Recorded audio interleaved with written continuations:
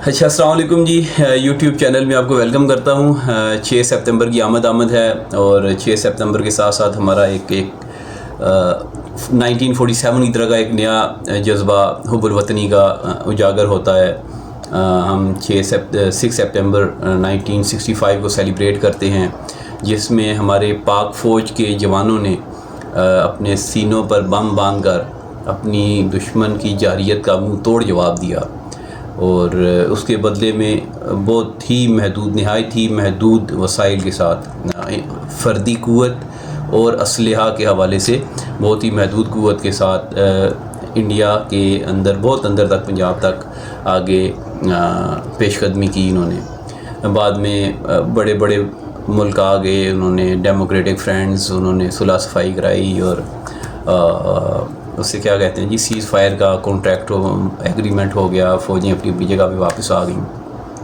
تو اس کا ہم کانٹیکسٹ بھی تھوڑا سا دیکھ لیں گے. کانٹیکسٹ کی کیا وجہ تھی؟ 62 میں چائنا انڈیا کی لڑائی ہوتی ہے، جس میں چائنا نے انڈیا کو اچھی خاصی پھینٹی لگا دی، اور رفلی 36,000 اسکوائر مائل if I am not wrong, تو ان کا کافی سارا ایریا ان کا کیپچر کر لیا چائنا نے.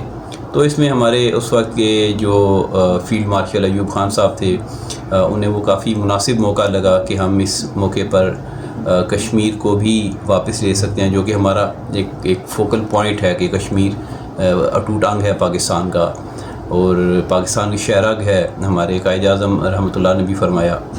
تو جب ہماری انویژن انڈیا میں ہوئی، مطلب انڈین آکوپائڈ کشمیر میں ہماری انویژن ہوئی، تو اس کے جواب میں انڈیا نے 3 محاذوں پر بڑی خونریز قسم کی انویژن شروع کر دی، جس میں چونڈا کا بارڈر تھا، لاہور تھا. تو پاکستانی فوج نے بلا شبہ بہت ہی کم وسائل کے ساتھ دشمن کو منہ توڑ جواب دیا.